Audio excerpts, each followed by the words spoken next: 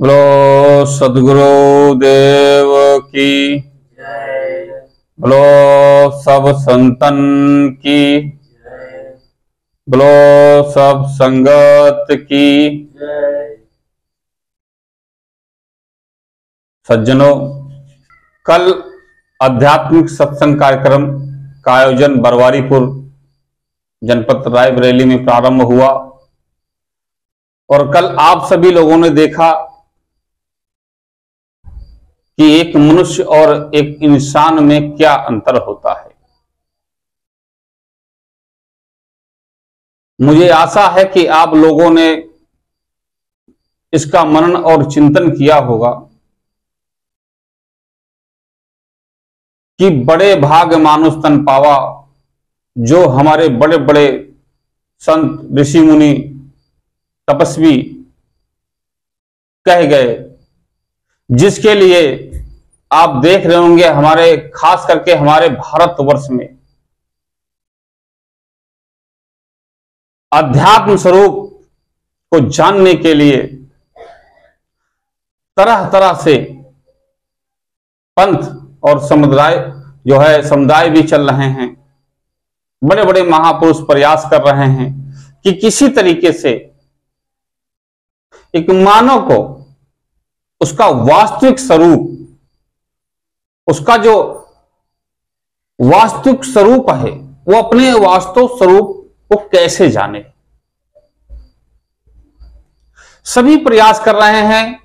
उसमें एक छोटा सा प्रयास हमारा भी है। हमारा प्रयास बस छोटा सा एक वैसा है कि रामचरितमानस से ही लेता हूं। एक छोटा सा वर्णन आता है कि जब से राम सेतु का निर्माण होता है तो आप लोग देखते हैं कि उसमें बड़े बड़े महाबली राम की सेना, वानर सेना लगी हुई होती है, बड़े बड़े पत्थरों को उठाती है और सेतु का निर्माण करती है, राम के कार्य में सहयोग करती है। तो वहीं पर एक छोटी सी गिलहरी, वो भी अपनी महत्वपूर्ण भूमिका निभाने का प्रयास करती है। वो क्या करती है कि बार बार वो पानी में जाती है और पानी से निकल करके अपने आप को जो है वो धूल से अपने में लपेटती है और जाकर के उसी वृक्ष के ऊपर, सेतु के ऊपर अपना मिट्टी झाड़ देती है और लगातार पुनः वही प्रयास करती रहती है।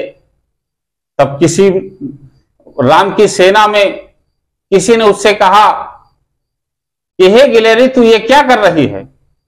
ये सेतु का निर्माण होना है, सामने समुद्र है, उसमें विशाल पत्थर जो है तैराए जा रहे हैं और तेरे जरा सी मिट्टी डालने से क्या फर्क पड़ जाएगा? तो गिलहरी ने बड़ा सुंदर उत्तर दिया कि मुझे पता है कि मेरे पास उतना बल नहीं है, मुझे पता है कि मेरा शरीर भी इतना बड़ा नहीं है कि बड़े बड़े पत्थरों को हम उठा सके, शिला को उठा सकें, पर मेरा बस इतना सा प्रयास है कि राम के शुभ कार्य में एक मेरी जितनी क्षमता है उस क्षमता के अनुसार से ही मैं कुछ नहीं कर सकती, तो अपने मिट्टी को उसमें डाल करके उस बालू को झाड़ने का प्रयास कर रही हूं कि किसी तरीके से इस राम के शुभ कार्य में मेरा भी सहयोग हो जाए। इसीलिए बंधुओं, कल किसी ने मुझसे प्रश्न किया कि गुरु जी ये बताइए, ये अध्यात्म स्वरूप चैनल की आवश्यकता क्यों पड़ गई? पहले से ही बड़े बड़े पंथ संप्रदाय जो है अपना अपना चैनल चलाए हुए हैं, मानव कल्याण के लिए, मानव के उत्थान के लिए। आध्यात्मिक चैनल भी बने हुए हैं, बड़े बड़े टीवी कार्यक्रम चलते हैं। फिर आपको ये छोटा सा एक नया आध्यात्म स्वरूप यूट्यूब चैनल की क्या आवश्यकता पड़ गई? तो ठीक उसी प्रकार, जिस प्रकार राम कथा के अंदर में राम सेतु के निर्माण में गिलहरी का छोटा सा प्रयास होता है, सज्जनों मेरा भी एक छोटा सा प्रयास है कि इस परमात्मा की बनाई हुई सृष्टि में मानव के कल्याण के लिए, मानव के स्वतः अपने स्वरूप को कैसे मानव जाने, उसमें एक छोटा सा सहयोग हमारा भी रहे। बस इसी प्रयास के साथ जो है हम सब बरवारीपुर के जितने भी हमारे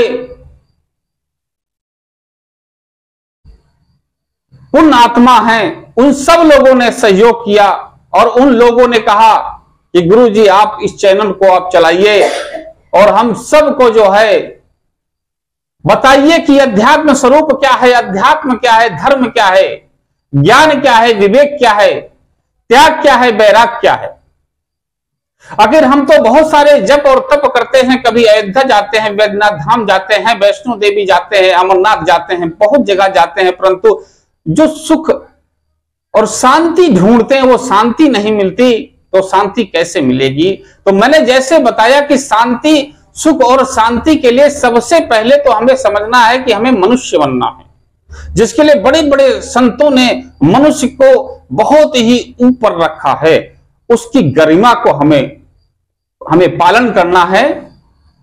और मनुष्य क्या है, कल हमने बताया था कि इस शरीर में इंद्रिय कितनी होती है, मन क्या है, मन का स्वरूप क्या है।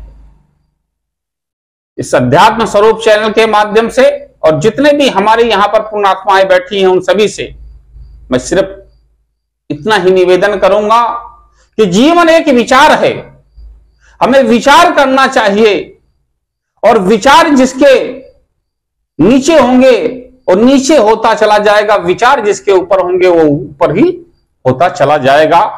मन के हारे हार है, मन के जीते जीत। तो विचारों का संगम, ये विचार ही है जो हमें श्रेष्ठ बनाता है।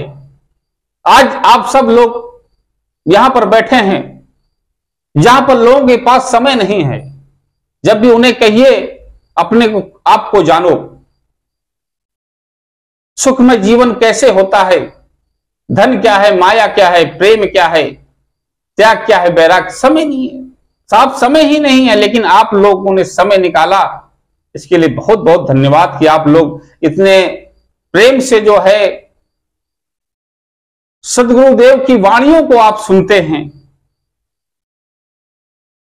और उसको सुनने के बाद जीने का प्रयास करते हैं।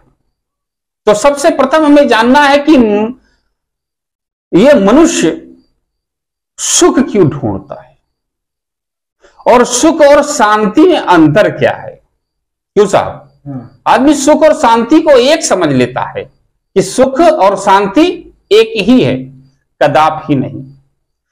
जो हमें भौतिक सुख, जिस प्रकार से हमें बिस्तर चाहिए, पंखा चाहिए, एसी चाहिए, बैठने के लिए एक अच्छी कुर्सी चाहिए, यदि हमें बैठने के लिए सुलभ कोई व्यवस्था मिल जाए, कुर्सी मिल जाए, हल्का गद्दा मिल जाए, तो क्या होगा, हमको हल्का सा सुख की अनुभूति होती है। तो वो सुख की अनुभूति किसको होती है, शरीर को होती है। किसको, शरीर को होती है। समस्त जितने भी प्रयास किए जा रहे हैं संसार में, इस भौतिक संसार में जितने प्रयास किए जा रहे हैं, सब सुख के लिए किए जा रहे हैं। हर कोई क्या कहता है कि आप इतना अधिक धन कमा के, सुख चाहिए, पर शांति किसको चाहिए? नहीं, सुख और शांति दोनों ही चाहिए। तो हमें यह जानना होगा कि शांति किसे चाहिए। भाई सुख तो इस काया को चाहिए, शरीर को चाहिए, परंतु शांति किसे चाहिए? उसी शांति स्वभाव, किसका शांत स्वभाव होता है?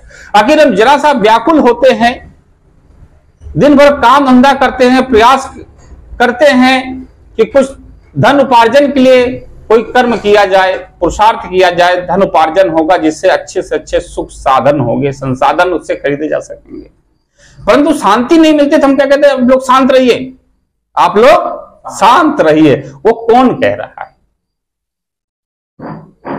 वो हमारी अपनी चेतना, जिसे हम क्या कहते हैं, आत्मा।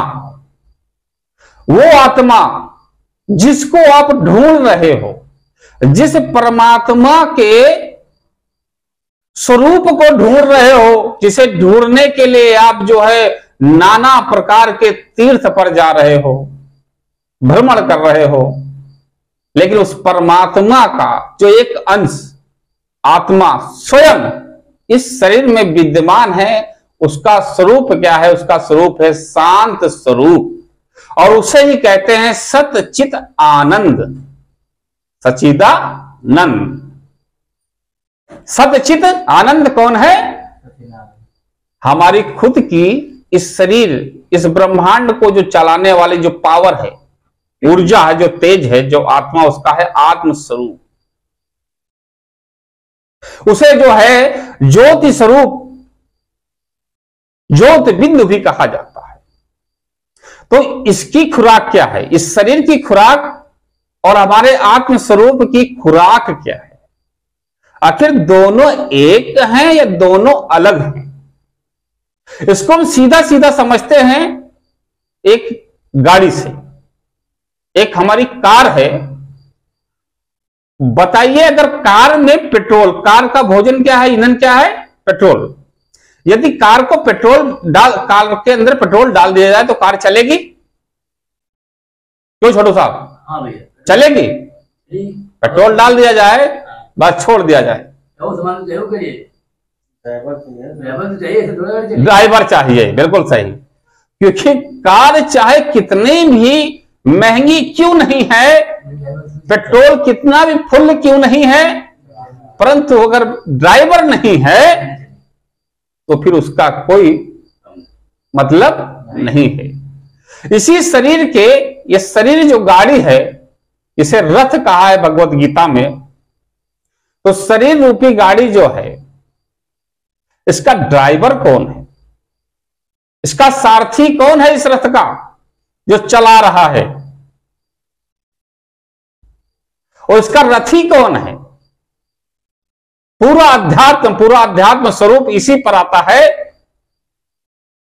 आप मात्र इसे समझ लीजिए कि आत्म स्वरूप जो है, यानी स्वयं को जानने की विधि ही यहीं से आती है। आपको बता दें कि गाड़ी में पेट्रोल चाहिए, लेकिन उसको चलाने के लिए ड्राइवर चाहिए। ये शरीर है, इस शरीर, इस रथ को चलाने के लिए एक सारथी चाहिए, और सारथी चलाने के लिए चाहिए तो उसके अंदर बैठने वाला भी एक रथी होता है। रथ के अंदर बैठने वाला रथी होता है।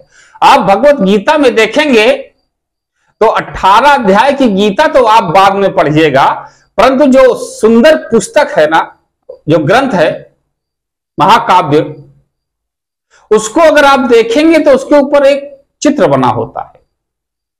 और चित्र किस चीज का होता है? एक रथ का होता है। रथ में घोड़े लगे होते हैं, और उस रथ पर रथी कौन है? अर्जुन। रथी कौन है? अर्जुन। सारथी कौन है? कृष्ण। स्वयं कृष्ण के हाथों में उस रथ की लगाम। और रथी कौन है? अर्जुन, यानी कि मालिक। रथी कौन हुआ? रथ का मालिक। अगर वो रथी निकल जाए, रथी रथ से उतर जाए, यानी रथ से अलग हो जाए, तो हम उसी को कहते हैं आमिष नहीं। जिसमें रथी नहीं, उसे क्या कहते हैं? अर्थी। क्या कहते हैं? अर्थी। उस गाड़ी का कोई मतलब नहीं, और निर्जीव है, उसका कोई उपयोग नहीं होता, और उसे हम कहते हैं ये अब इसके अंदर रथी निकल गया, ये अर्थी हो गई। तो रथी की खुराक क्या है? गाड़ी की खुराक तो पेट्रोल है। जो उसको चलाने वाला ड्राइवर, उसकी खुराक क्या है? उसको भी पेट्रोल पिला दिया जाए तो क्या होगा? क्या वो चलेगा? नहीं। उसका खुराक क्या है? भोजन, है ना। अब इसको गंभीरता सुनिए कि अध्यात्म स्वरूप को जानना है तो सबसे पहले हम इसी को समझते हैं कि गाड़ी के ड्राइवर जो है, उसको अगर हम भोजन खिलाते हैं और गाड़ी में पेट्रोल डालते हैं, और अगर पेट्रोल जो है हम ड्राइवर को पिला दे और खाना हम गाड़ी को खिला दें, फिर कैसा रहेगा? सब उल्टा हो जाएगा। और अगर ड्राइवर का भोजन हम ना दें, भोजन पानी की व्यवस्था उसकी हम ना करें, तो ड्राइवर आपकी गाड़ी को कितनी दूर ले जा सकता है? घंटे, 2 घंटे, 4 घंटे। बाद में क्या करेगा? जब उसको भूख प्यास से व्याकुल होगा तो गाड़ी इधर और उधर जाएगी, गाड़ी चलाने में मन नहीं लगेगा। वैसे ही शरीर रूपी रथ के अंदर इस काया को चलाने के लिए, इस 5 तत्व 25 प्रकृति 3 गुण को चलाने के लिए तो हमें आहार चाहिए, भोजन चाहिए। लेकिन इसके अंदर जो वो स्वयं परमात्मा का जो अंश, जिसे हम आत्मा कहते हैं या जीव आत्मा कहते हैं, ठीक, जिस भाषा में आप समझे उस भाषा में आप समझ लीजिए कि जिस तरीके से आपके गुरुओं ने आपको समझाया हो, इस आत्म स्वरूप, इस आत्म स्वरूप का चिंतन ही अध्यात्म स्वरूप का लक्ष्य। उसका भोजन क्या है? अगर खाना इसका भोजन नहीं है, खाना इस शरीर का भोजन है, पानी शरीर का भोजन है, तो उस परमात्मा के अंश को क्या चाहिए?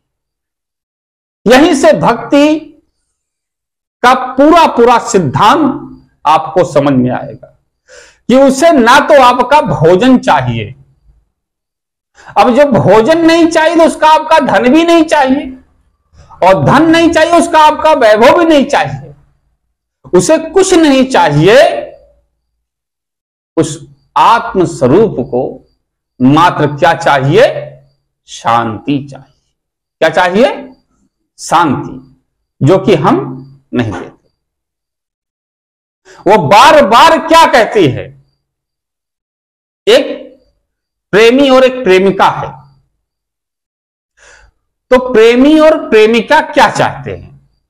अगर लौकिक व्यवहारिक दृष्टि में देखें तो एक प्रेमी या प्रेमिका या पति या पत्नी क्या चाहते हैं? कि हमारा मिलन हो। क्या हो? हमारा मिलन हो।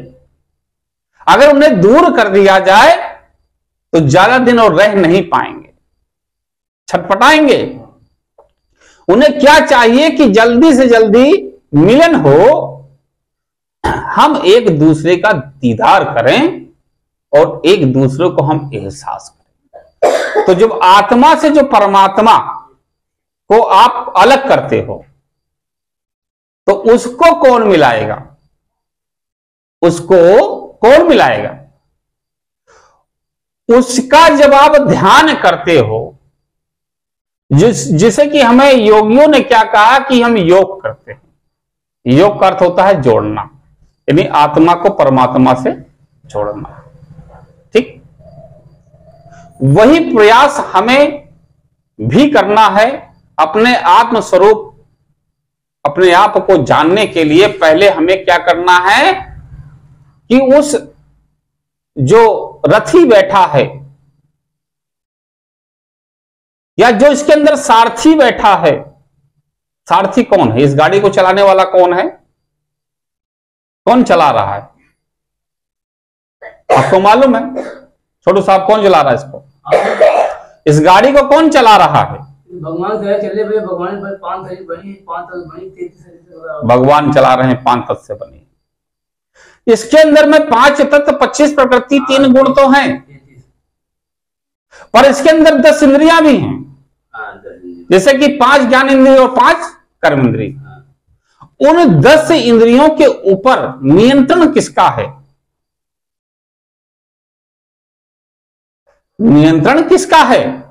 यानी रथ के जो 10 घोड़े हैं, इन 10 घोड़ों का नियंत्रण किसके हाथ में है? सारथी चलाने वाला। रथी तो बैठा है, तो यहां पर पहले तो हमें सारथी को ही ठीक करना है, फिर रथी पर जाना। और रथी और सारथी तो अगर हम देखें गंभीरता से तो भी कोई ज्यादा दूर नहीं। ठीक, सीधी सीधी भाषा में समझाते हैं हम आपको कि आपके शरीर का मन का वास कहां है? महिलाएं बिंदी कहां लगाती हैं? आज्ञा चक्र में लगाती हैं। चंदन टीका भी यहीं लगता है। यहां पर क्या है? आज्ञा चक्र। यहीं से सभी इंद्रियों का कंट्रोल होता है, यहीं से सारी हरकत होती है शरीर में। जरा आप देखिए, सोचिए, आंख को कुछ भी आप मूवमेंट करेंगे, आपका ध्यान पहले कहां जाएगा? पहले ध्यान कहां जाएगा? मस्तिष्क, आज्ञा चक्र पे जाएगा, वहीं से आपको निर्देश। मन को समझना, बस मन को समझ लिया, मन भी शांति चाह रहा है, क्योंकि मन परमात्मा से कोई अलग नहीं है। यूं मानिए कि उसका एक भूला हुआ स्वरूप है मन। ठीक, वो भी बार बार प्रयास करता है, लेकिन मन कहां फंसा है? मन फंसा है माया में। इसमें माया में मन करता है हमारा कि हम मंदिर जाएं, मन करता है हमारा कि हम जो है संतों की सेवा करें, मन करता है कि हम गुरुओं की वाणी को सुने, लेकिन माया क्या करती है? उसमें विघ्न पैदा करती है, अपना आकर्षण रूप दिखा करके आपको तरह तरह से भटकाने का काम करती है। लेकिन मन सारथी जब स्वयं रथी की तरफ देखता है तो उसे याद आता है कि रथ में बैठा कौन है, सारथी कौन है, इस रथ को मैं चला रहा हूं तो इसके अंदर विद्यमान जो है वो स्वयं परमात्मा का ही अंश आत्मा बैठा है, जो रथी है, इसके पावर से मैं भी चल रहा हूं।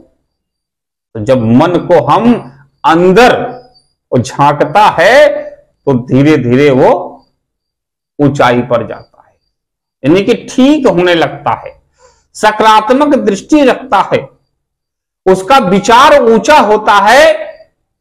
और माया कितना भी खींचती है, लेकिन बार बार मन जो है कहता है नहीं, अब मुझे सत्कर्म में लगाना है ना।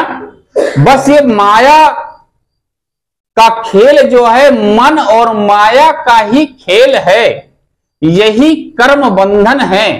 यदि हम अच्छी तरीके से इसे हम समझ जाएं तब हम अपने आत्म स्वरूप को समझ सकते हैं।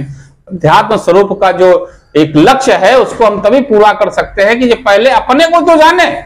हम बड़ी बड़ी बातें करते हैं कि हम कभी कभी क्या करते हैं, कभी शंकर जी के बारे में बताते हैं, कभी ब्रह्मा का बताते हैं, कभी विष्णु का बताते हैं, उल्लेख करते हैं, कभी जो है महावीर हनुमान का उल्लेख करते हैं, और कभी कभी प्रधानमंत्री राष्ट्रपति का करते हैं। लेकिन वास्तव में क्या है कि हम खुद नहीं जानते कि हम कौन हैं, हमारा उद्देश्य क्या है, हमारा लक्ष्य क्या है इस धरती पर आने का। तो मन को समझ लिया आप लोगों ने कि मन को समझिए, हमें किसको साधना है। कहत कबीर सुनो भाई साधो, तो किसको साधने के लिए बोल रहे हैं? साधु नहीं कहते, साधो। साधक वही, साधु वही जो साध ले, किसको? मन को, इन इंद्रियों को। और सिर्फ मन को नहीं, पाप कर्म तीन तरीके से किए जाते हैं, मात्र मन से ही पाप नहीं होता है। पाप के लिए हमारे संतों ने, हमारे सदगुरुओं ने कहा कि मन वचन और कर्म तीन तरीके से ही पाप होते हैं। यानी आपको सत्कर्म करना है तो तीनों पर विचार करना है, तीनों को साध के रखना है। मन वचन और कर्म से एक होना है। यही नहीं कि हमने वचन से किसी को कटुक वचन बोल दिया, उसको बुरा लग गया, वही पाप है। नहीं, यदि किसी के बारे में मन से सोच भी लिया कि इसका सत्यानाश हो जाए, इसका बुरा हो जाए, इसका अनिहित हो जाए, तो वो भी क्या है? और एक कर्म, अब मन हो गया, वचन हो गया और कर्म कि जाके किसी को हमने हत्या कर दी, किसी को मार दिया, यानी खुद ही जाकर के हमने कर्म कर दिया। तो तीनों तरीके से पाप हुआ। तो एक सच्चे मानव का गुण सबसे पहले अपने आत्म स्वरूप को जानने से पहले तो व्यवहारिक जीवन में आचरण को ऊंचाई पर लाए।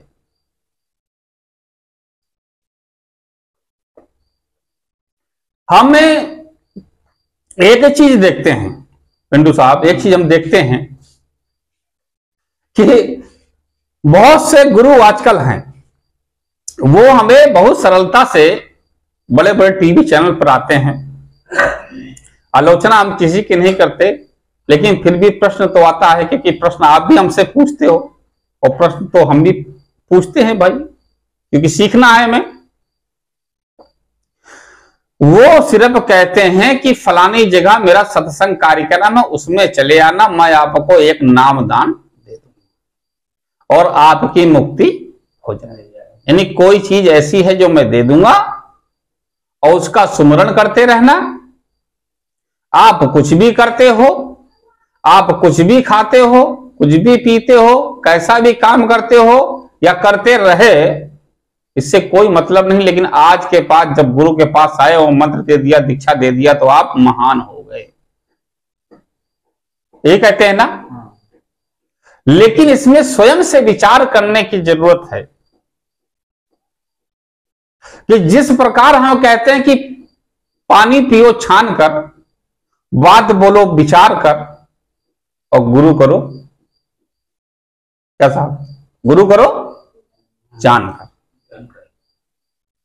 तो शिष्य का भी तो ये मतलब है, शिष्य भी तो सोचे और उस गुरु को भी सोचना चाहिए कि पहले इसका आचरण तो देखें, इसको नामदान देने से पहले, इसको दीक्षित करने से पहले, दीक्षा देने से पहले इसका आचरण तो देखें, इसको कुछ दिन परखें तो सही कि ये सत्संग में आ रहा है, संगत में बैठ रहा है, आश्रम में आ रहा कि नहीं आ रहा है, इसके अंदर जो है ये पशुवत से मानव बना कि नहीं बना, और नहीं बना तो कुछ दिन समक्ष बैठे, संगत में बैठे, एक दूसरे के साथ व्यवहार करे, उनकी आचरण को देखे, अपने आचरण को थोड़ा श्रेष्ठ बनाए और अपने आप को कम से कम मानव तो बनाए, और मानव बनाए तब तो हम दें। हम ऐसे ही उसको दीक्षा दे दिए, जैसा कि हम एक देखते हैं कि कोई राम की भक्ति करता है। एक सज्जन को मैं जानता हूं, वो जो है प्रत्येक 6 महीने में साहब वो अयोध्या जाते हैं और वो पूरा कुर्ता उनका गेरुआ वस्त्र होता है, राम नाम की वो गमछा भी चद्दर भी होता है, तिलक उलक लगाए रहते हैं और वो बड़ी राम चर्चा करते हैं। लेकिन एक दिन क्या हुआ कि मैं फील्ड पर था तो वहां पर देखा कि एक जो है दरोगा जो है उन साहब को पकड़ के खड़ा है और राम नाम का गमछा पड़ा हुआ है, और हमसे वो पहचानते भी थे, मिलते थे, बताते थे, बखान करते थे, उनसे हम कुछ सीखते भी थे भाई, क्योंकि राम की चर्चा कौन नहीं सुनेगा। और मैंने पूछा उनका, साहब राम राम, अरे यहां क्या कर रहे हो? तो कुछ बोले ही नहीं। और वो पुलिस वाले जो थे साहब, उन्होंने कहा, अरे ये क्या है का साहब है, ये तो चोर है, ये तो चोरी करता हुआ पकड़ा गया, और राम नाम के ऊपर ही उसको, राम नाम को बताने के लिए, महिमा बताने के लिए ही उसको ये बुलाया, और बुलाने के बाद बैठा, और बैठने के बाद उसके ही जो है झोले से उसका सामान गायब करवा दिया, और बार बार पूछने पे कहता है मुझे पता ही नहीं। अब बताइए, इतने बड़े विराट स्वरूप, इतने बड़े मर्यादा, इतने बड़े चरित्रवान, जिसकी विश्व जो है पूरी उनको मानता है, राम को भगवान मानता है, भगवान कहता है, उसके नाम से अगर वो चोरी कर रहा है तो भक्त हुआ क्या? नहीं ना। तो राम का अपमान, और राम का अपमान नहीं, राम से पहले तो उसको चाहने वाले जो उसके भगत है ना, उनका भी अपमान हो गया। तो इसलिए हमें चाहिए कि पहले उसका आचरण देखे शिष्य का, कि उसके अंदर मानव वाले गुण आ गए कि नहीं आए, श्रेष्ठ है कि नहीं है। जब मानव बनेगा तब उसको हम दीक्षा दे, गुरु मंत्र दे, अन्यथा पहले जांचे परखे, और शिष्य को भी करना चाहिए, पहले जांच परख ले गुरु कैसा है। कल मेरे पास कुछ सवाल आए थे, उसका जवाब दूं पहले कि आप सभी लोग अपने स्वरूप को समझ रहे हैं, नहीं समझ रहे हैं? जान गए ना कि मनुष्य क्या है, पशु क्या है, कल बता दिया।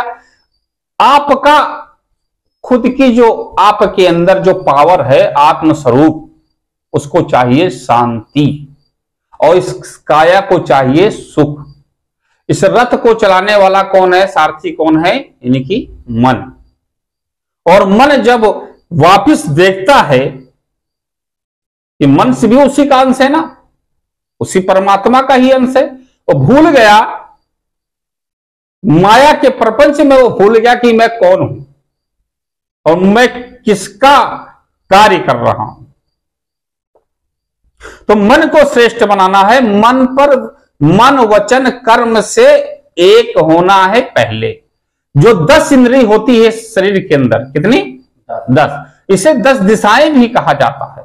मुख्यतः 4 दिशाएं होती हैं, लेकिन इसे क्या 10 दिशाएं भी कहा जाता है। इसी को जो है संतों ने दशानंद भी कहा है। यानी आपने देखा होगा रावण के 10 शीश। अब कुछ लोग जो है जो नहीं समझते, कहते हैं रावण का 10 ये कैसा जो है कल्पित कहानी कह दिया है। जो है राम कथा के अंदर की एक रावण था, उसका 10 शीश था। उसका एक महत्व होता है। जो हमारे महापुरुष, जो हमारे संतों ने कोई चीज, यदि कोई भी प्रतीक अगर सामने रखा है, कोई प्रतिमा बनाई है, कोई मंदिर बनाया है, तो उसका कोई महत्व होगा, उसका कोई, क्यों साहब, उसका कोई मतलब होगा। बगैर मतलब नहीं बनाया, लेकिन उस मतलब को समझने के लिए पहले मानव बनना पड़ेगा ना। जब मानव बनेंगे, मानव जैसे ही मानव बनते हैं, वैसे ही हमारे अंदर धर्म क्या है, इसकी जागृति हो जाती है। धर्म को जानने का प्रयास कर, जैसे ही धर्म को जानने का प्रयास करते हैं, वैसे ही आत्मचिंतन करने लग जाते हैं, वैसे हम सब चीजों को समझते हैं। तो क्या बताइए, ईमानदारी से कि जो हमारी 10 इंद्रियां यानी 10 घोड़े हैं, इसको कंट्रोल जो मन कर रहा है, इस मन को हमें कहां लगाना चाहिए। ये मन तो माया में है ना, माया के वशीभूत होकर के मन सिर्फ माया की तरफ खींचता है। और हमें क्या करना है कि मात्र हमें शांत होना है और स्वयं को चिंतन, स्वयं का मनन करना है, और स्वयं के मंदिर के अंदर झांक कर देखना है। और मात्र शांत स्वरूप से जो गुरु ने आपको नामदान दिया हो, जो सुमरण की विधि जो भी दिया हो, उसको शांत चित्त से आप बैठ करके उस युक्ति का उपयोग करिए और निज स्वरूप को जानिए। अगर आप एक स्वरूप का चिंतन करते हैं, आपने देखा मर्यादा पुरुषोत्तम राम का, अगर एक राम का चरित्र, एक राम का चरित्र अगर ऐसा है, तो सोचिए कि सदगुरु कबीर साहब जिस राम की चर्चा करते हैं, उसका स्वरूप कैसा होगा, वो सतचित आनंद वो कैसा होगा, जिसकी चर्चा लाखों वर्षों से, हजारों वर्षों का तो प्रमाण मिलता है कि हमारे ऋषि मुनि और हमारे संतों ने, परम ज्ञानियों ने बताई कैसा होगा वो आनंद कैसा होगा, उसका स्वरूप कैसा होगा। कभी आपने इसकी कल्पना की? हम जब श्रेष्ठ मनुष्यों को देखते हैं, हम जब श्रेष्ठ मनुष्यों को देखते हैं, तो बिल्कुल फूल के गदगद हो जाते हैं कि हमारे पास में भगवान राम, भगवान कृष्ण, भगवान महावीर, भगवान बुद्ध जैसे अवतार इस पृथ्वी लोक पर हुए, जन कल्याण के लिए हुए, मानव कल्याण के लिए। उनको जब हम देखते हैं तो इतना हमें आनंद मिलता है, लेकिन जब निज स्वरूप को जान जाएंगे, उस परम सत्ता, उस एक ईश्वर जिसकी सभी बात करते हैं कि सबका मालिक एक है, जब उस एक परम सत्ता को जानेंगे, तो सोचिए कैसा होगा वहां का वैभव, वहां का आनंद। उसका उल्लेख बड़े बड़े संतों ने भी अपने वाणी से नहीं किया, नहीं कर सकते उस आनंद का। उस आनंद के ओर हमको चलना है, न कि ये छोटे छोटे शारीरिक सुख, इस काया को सुख देने के लिए इच्छा रूपी जाल में फंसकर बार बार जन्म और मृत्यु के बंधन में बंध करके नरक का भोगी बनना। आप सभी के समझ में आ रहा नहीं आ रहा? कोई प्रश्न है? कुछ है तो बताइए, जो समझ में ना आया हो। भाई आप लोग अगर सुन रहे हैं तो आप लोग भी प्रश्न कर सकते हैं। इस काया का खुराक क्या है? भोजन। उस आत्मस्वरूप का खुराक क्या है? शांति। शांति शांति चाहिए इसे। एक बार महात्मा बुद्ध को प्यास लगी। संतों ने बताया कि महात्मा बुद्ध को प्यास लगी। उन्होंने अपने शिष्य आनंद को पानी लाने के लिए भेजा। तब उस वक्त कोई खास बर्तन तो हो या नहीं करते, तब बहुत खास सुविधाएं भी नहीं थी। तो आनंद को भेजा कि प्यास लगी है और जाओ कुछ पानी की व्यवस्था करो। आनंद जाते हैं, जंगल में पानी की व्यवस्था करते हैं। तो वहां क्या देखते हैं कि आगे चलते हैं, एक छोटा सा गड्ढा होता है। उस गड्ढे में पानी भरा होता है। और जैसे वो पानी भरने के लिए सोचते ही ये देखते हैं कि वहां से एक बैलगाड़ी निकल जाती है उस गड्ढे के ऊपर से। और वो तो पहले ही जो है गंदा होता है, जो बैलगाड़ी निकलती है तो वो और भी गंदा हो जाता है। अब आनंद सोचते हैं कि वहां उनको प्यास लगी है, मुझे पानी चाहिए, पानी लेके जाना है, उनकी आज्ञा मानना है उनको। भाई ऐसे तो छोड़ नहीं सकते प्यासा, क्योंकि बहुत बुद्धिमान थे वो भी। तो वो क्या करते हैं कि वो बार बार उस पानी को साफ करने का प्रयास करते हैं, हाथ से हिलाते हैं, बार बार हाथ से हिलाते हैं कि साफ हो जाए। लेकिन जैसे जैसे ही वो पानी को हिलाते हैं वो पानी और ही गंदा होता चला जाता है। वो काफी समय तक प्रयास करते हैं कि इस पानी को हम साफ करें, पुरुषार्थ करने का प्रयास करते हैं, बार बार उस हाथ से पानी को साफ करने का प्रयास करते हैं। लेकिन जितना ही उस पानी को हिलाते हैं उतना ही वो गंदा होता चला जाता है। वो पानी पीने के योग्य नहीं बनता। आनंद मजबूर होकर के पात्र को लेकर जाते हैं महात्मा बुद्ध के पास। वो कहते हैं गुरुदेव मैं क्षमा करना, मैं आपकी प्यास बुझाने में असमर्थ हूं। तब बुद्ध पूछते हैं क्या हुआ आनंद, इतने व्याकुल क्यों, इतने चिंतित क्यों, ऐसा क्या हो गया? बोला एक मैं गया, पानी तो मिला, एक छोटा सा गड्ढा था और उस गड्ढे में जब पानी लेने गया तो वहां से एक बैलगाड़ी निकल गई और पानी और गंदा हुआ। पानी पीने योग्य नहीं था इसलिए मैं भर नहीं पाया। तो बुद्ध कहते हैं क्यों, आपने प्रयास नहीं किया उसको साफ करने का? कहते नहीं, मैंने बहुत प्रयास किया कि वो पीने योग्य हो जाए। तो बुद्ध पूछते हैं क्या किया, जरा हमें भी बताइए पिंडू साहब। वो कहते हैं जरा हमें भी बताइए क्या किया आपने प्रयास उसको साफ करने का? तो बोले मैं उसको बार बार उस पानी को साफ करने का प्रयास कर रहा था, बार बार उस पानी को मैं अपने हाथों से साफ कर रहा था कि पानी साफ हो जाए, पीने योग्य हो जाए। लेकिन मैं जितना ही उसको साफ करने का प्रयास करता वो उतना ही गंदा होता चला जाता। तो बुद्ध कहते हैं कि आनंद बस यही तो गलती की है।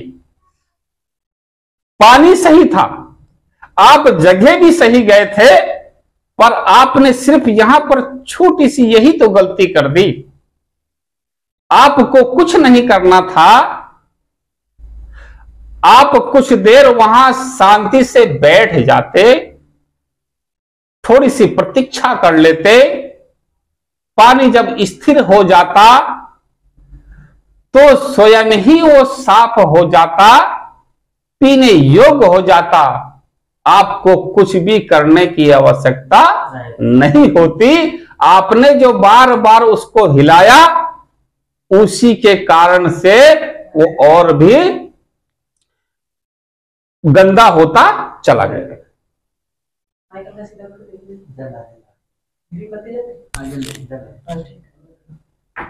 ठीक, तो इससे हमें क्या शिक्षा मिलती है कि बुद्ध कहते हैं कि आनंद, अगर उस पानी को साफ करना था तो तुम्हें कुछ करने की आवश्यकता नहीं थी, कुछ देर बैठ जाते शांति से, थोड़ी प्रतीक्षा कर लेते, स्वतः ही पानी जो है वो शांत हो जाता और अपने स्वरूप में आ जाता और वो पीने योग्य बन जाता। आपने करके ही तो सब गड़बड़ कर दिया।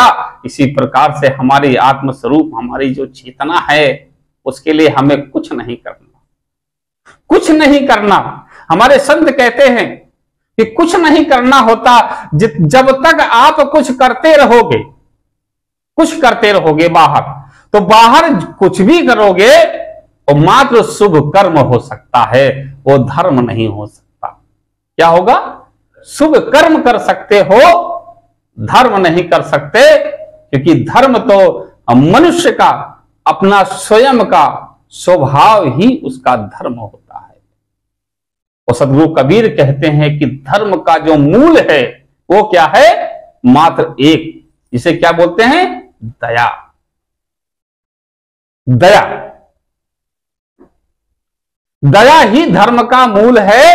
हम सब कुछ ना करें, संत तो बाद में बन जाएंगे, महात्मा बाद में बन जाएंगे, भगवान की उपाधि बाद में ले लेंगे, पहले मनुष्य की उपाधि तो ले लें। तो सिर्फ इतना सार लें कि हमें क्या करनी है? दया करनी है। दया करनी है किसके ऊपर? सभी प्राणियों के ऊपर, कि उस परमात्मा की बनाई हुई सृष्टि पर जितने भी चैतन्य आत्मा, जीवात्मा हैं, पशु पक्षी मानव, जितना भी ये प्रकृति में जो हम देख रहे हैं, जिसमें जितनी भी चैतन्य है, उस सब पे क्या करनी है? दया करनी है। दया ही धर्म है। बस इतना ही कर लीजिए, आपका धर्म धीरे धीरे आपका जो स्वभाव में परिवर्तित होगा, तो स्वतः ही आप वापिस आएंगे। और मन जब आप देखिएगा, मन आपका जो उलझा हुआ था अनेक प्रकार के विचारों में, वो सकारात्मक की ओर आएगा। आपको एक आत्मिक खुशी महसूस होगी। ये बाहरी जो व्यवहारिक खुशी है, बैठने की, पंखा की, कूलर की, ये हमारी काया की है, लेकिन हमारी आत्मा जो शांत स्वरूप आत्मा से शांति चाहिए, उसके लिए हमें कुछ नहीं करना है। हमें बैठ करके सिर्फ जो आप सत्संग सुन रहे हैं, गुरुवाणी आप जो सुनते हैं, तमाम संत इस भारत के अंदर तो अनेक अनेक विद्वान है, अनेक अनेक संत आए, सभी ने जो है मानव के कल्याण उत्थान के लिए, उनको आत्मबोध कराने के लिए बहुत से प्रयास किए। उसमें एक छोटा सा प्रयास हम लोग भी कर रहे हैं कि सिर्फ उनका आप सुनने के बाद आराम से आप अपने मंदिर में, अपने घर के मंदिर में ही बैठिए और सोचिए कि मैं किस लिए आया हूं, मैं कौन हूं, मेरा अस्तित्व क्या है, मैं क्या कर सकता हूं, ये सामने जो है ये क्या है। नाना प्रकार से जो ये हम उछल कूद कर रहे हैं, इससे हमें शांति क्यों नहीं मिल रही है?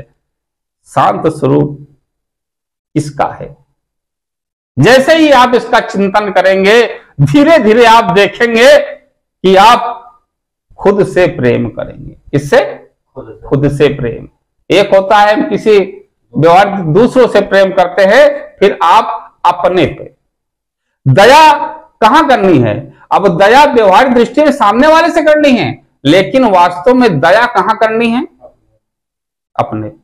इस शरीर पर भी दया करनी है, इसको भी कष्ट नहीं देना है, इसको भी साफ सुथरा रखना है, क्योंकि ये भी तो किराए का घर है ना, ये काया भी तो खाली करनी है ना। संतों ने कहा है कि रे मन मुसाफिर निकलना पड़ेगा, काया कुटी खाली करना पड़ेगा। रे मन मुसाफिर निकलना पड़ेगा, इसका किराया भी भरना पड़ेगा। रे मन मुसाफिर निकलना पड़ेगा, काया कुटी खाली करना पड़ेगा। आएगी नोटिस जमानत न होगी, आएगा नोटिस जमानत न होगी, और पल्ले में गर कुछ अमानत न होगी। होके कैद तुझको चलना पड़ेगा, और पापों की अग्नि में जलना पड़ेगा। रे मन मुसाफिर निकलना पड़ेगा, काया कुटी खाली करना पड़ेगा। तो खाली तो करना है, तो क्या मतलब इस क्वार्टर को हम सड़ा दें? जिस कमरे में हम रहते हैं उसको हम साफ सुथरा ना करें? जो हमको ये मिला है इसी से तो हम सभी, उसका जो कार्य है, जो परम सत्ता का जो कार्य है, परमात्मा का कार्य है, उसका कार्य का साधन क्या है? ये शरीर ही तो साधन है। अगर इस साधन हमको मिला है तो जैसे ही उसने कोरा एकदम कैसा साधन दिया था, एकदम खूबसूरत, उसमें कोई क्या नहीं था, शिकवा शिकायत नहीं थी, एकदम साफ सुथरा शुद्ध, एकदम कोमल हृदय का बालक जब भेजा इस धरती पर, एकदम साफ सुथरा था, इसमें कोई गंदगी नहीं थी, इसमें कोई मैल नहीं था। लेकिन ये मैल कैसे हुआ? ये मैल होता है जैसे ही आता, एकदम कोरा कागज को आप ऐसे समझिए, जैसे एक कागज होता है वो आपको कोरा मिलता है, और उस पे समाज ये समाज जो है, जो आप देखते हैं कि तरह तरह से पंथ पर तरह तरह के जो है मजहब चल रहे हैं, यानी कि धर्म के रास्ते, तरह तरह जो महापुरुष है उन्होंने, सभी लोगों ने अपने अपने विवेक से, अपने अपने ज्ञान से बताया है, वही इसका प्रयास करते हैं कि आप हिंदू हो तो हिंदू हो गया, वो मुस्लिम हो तो मुस्लिम हो गया, सिख कहा तो सिख हो गया, आपको ये खाना है ये नहीं खाना है, आपको ऐसे चलना है ऐसे नहीं चलना है, आपको ऐसे उठना है ऐसे बैठना है, आपको ये करना है ये नहीं करना है। सारा जीवन तो हम जो दूसरे कहते हैं हम वही मानते हैं, हम खुद को कहां जानते हैं। जैसा दूसरा बताता है, क्यों साहब, जैसा दूसरा हमें बताता है, जैसा इस पे लिखा कि ये करना है ये करना है ये करना है, ये आपको करना है, उसे ही कहते हैं पंथ, मजहब। जो धर्म के रास्ते हैं वो यही बताता है। तो एक मजहब यानी संप्रदाय होता है, एक अध्यात्म होता है। मंत्र क्या वो कहता है ये करो, और अध्यात्म कहता है कि क्या क्या ना करो। ठीक, एक बताता है सामने को बाहर, और एक बताता है अंदर। तो हम अपने मालिक कब बने? आप मास्टर साहब बताइए, अपने मालिक हम कब बने? बचपन से ही दूसरों का ही तो जैसा कहा वैसा माना। ये किसी ने कह दिया कि आप हिंदू हो तो हम हिंदू अपने आप को मान गए, किसी ने कहा मुसलमान है, किसी ने कहा सिख है, किसी ने कहा बौद्ध है, किसी ने कहा जैन का, किसी ने कहा आपको ये खाना है ये नहीं खाना है। सारा जीवन हम यही तो कर रहे हैं, मानते ही तो आ रहे हैं, और मान करके ये हमारा ये हालत आज हो गया है कि खुद को जानना ही हम भूल गए। इसीलिए संतों को समय समय पर इस धराधाम पर आना पड़ता है, बताने के लिए कि हे मनुष्यों, तुम कहां भटक गए, किस रास्ते पर चले गए, तुम्हें अपने आत्म स्वरूप में वापस लौटो, खुद को जानो, खुद की चेतना को पहचानो। दूसरों का बहुत मान लिया। अभी हम बैठे हैं, अभी छोटू साहब उनको कहेंगे गुरु जी तो बहुत अच्छे हैं, तो गुरु जी को मान लेना चाहिए। तो कल के यही छोटू जो 1 महीने बाद कहेंगे गुरु जी तो बहुत बेकार है, तो हमको वो भी मान लेना चाहिए। भाई आज वो कहने बहुत अच्छे हैं तो वो भी हम मान ले, वो 1 महीने बाद कहेंगे गुरु जी बहुत बेकार है तो वो भी हम मान ले। मानना तो पड़ेगा, क्योंकि अभी माना तो तभी माने। क्यों माने भाई? आपको पता है कि मैं कैसा हूं, वो तो मुझे पता है ना मैं कैसा हूं, वो तो मुझे पता है कि मैं कैसा हूं, मैं अच्छा हूं या मैं बुरा, उसको तो मैं ही जानता हूं। आपके कहने से मैं क्यों मान लूं? आपके कहने से मैं श्रेष्ठ हूं, मैं मान लूं, उस पर मैं विश्वास करूं, तो कल के आप फिर कहोगे कि गुरु जी बेकार है तो उसको भी मानो, तो उस पर ही मानूंगा, है ना? कभी नहीं, उस पर नहीं मानूंगा। क्यों? अरे इसकी मान रहे हो तो उसको ही मानो, अगर एक अच्छा कह रहा है उसकी मान रहे हो तो बुरा कह रहा है उसकी भी मानो। तो भैया हम क्यों माने किसी की? हम अपनी मानेंगे ना। हम जानते हैं कि हम कौन, हम अच्छे हैं या बुरे, हम जानते हैं। तो हम अपने को जानना भूल गए और दूसरे जो कह रहे हैं उसी को ही मानते मानते मानते मानते आज हमारी ये हालत हो गई कि हम खुद को भूल गए, अपने स्वरूप को भूल गए, हम उस परम सत्ता को भूल गए, उस सच्चित आनंद को भूल गए, उसका वो विराट स्वरूप, विराट आनंदमय सत्ता को भूल गए कि हम किस वंश के हैं। पिंडू साहब, हम कौन हैं और हम कहां से आए हैं, कितना तेज है हमारा, ये भूल करके बाहर जड़ और चैतन्य के जंजाल में फंस के हमारा जो मन है, कुछ लोग कहते हैं कि मन को बाहर डालो, है ना? ऐसा मैंने कई बार सुना मास्टर साहब, वो लोग कहते हैं मन को मार डालो। वाह भाई वाह, मन को मार डालो, ये तो वही बात हो गई कि कहीं पर ताला बंद है और उसका दरवाजा नहीं खुल रहा जी, तो कुछ न कहा एक काम करो, इस ताले को जिस चाबी ने बंद किया उस चाबी को दरिया में डाल दो, ये ताला खुल जाएगा। खुल जाएगा क्या? अरे भाई, जिस मन रूपी चाबी ने आपके ज्ञान पर ताला लगाया, खोलेगा भी तो वही चाबी, बस सिर्फ उसको घुमाना है विपरीत दिशा में। भाई अगर उल्टा घुमाया तो बंद हो गया, सीधा घुमाया तो खुल गया। तो मन को सीधा घुमाना है, ना कि मन को मार डालना।